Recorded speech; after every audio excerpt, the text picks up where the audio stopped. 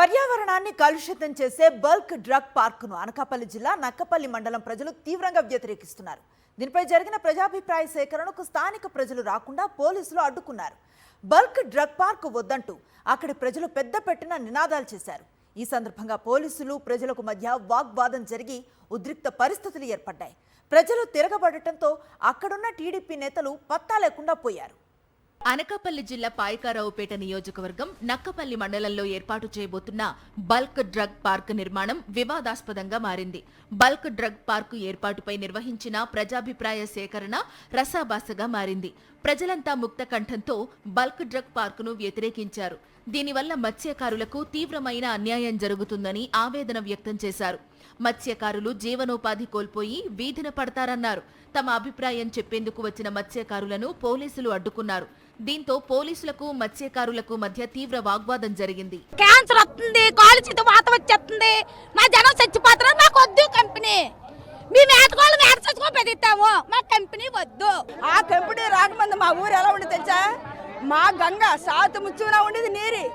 ఈ వేటిలో నీరు సాతు ముచ్చేలా ఉండేది ఆ నీరు.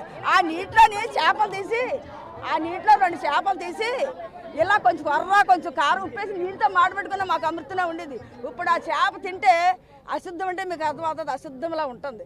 ఎటువంటి నోటిఫికేషన్ ఇవ్వకుండా బలవంతంగా భూములు సేకరించడానికి అధికారులు సిద్ధమయ్యారు. దీనిలో భాగంగానే ప్రజాభిప్రాయ సేకరణ కోసం వచ్చారు. గతంలో తీసుకున్న భూములకే ఇప్పటి వరకు పరిహారం ఇవ్వలేదని, మళ్లీ ఏ విధంగా భూసేకరణ చేస్తారని అధికారులపై రైతులు మండిపడ్డారు. ప్రజాభిప్రాయ సేకరణకు అనుకూలంగా మాట్లాడిన టీడీపీ నేతలను ప్రజలు తరిమి కొట్టారు. ప్రజలు తిరగబడడంతో టీడీపీ నేతలు జారుకున్నారు. న్యాయం జరిగే వరకు పోరాడతామని వైఎస్ఆర్సీపీ నేతలు స్పష్టం చేశారు. సుమారు 900 మంది పోలీసులతో బందోబస్తు ఏర్పాటు చేసి ఎవరిని కూడా లోపలికి వెళ్ళకుండా మరి దారుణంగా ఈ ప్రాంతంలో ఉన్న ప్రజలు కానీ, మత్స్యకారులు కానీ, రైతులు కానీ ఎవరిని కూడా ప్రజాభిప్రాయ సేకరణకి వెళ్ళకుండా అడ్డుకోవడం చాలా దారుణం.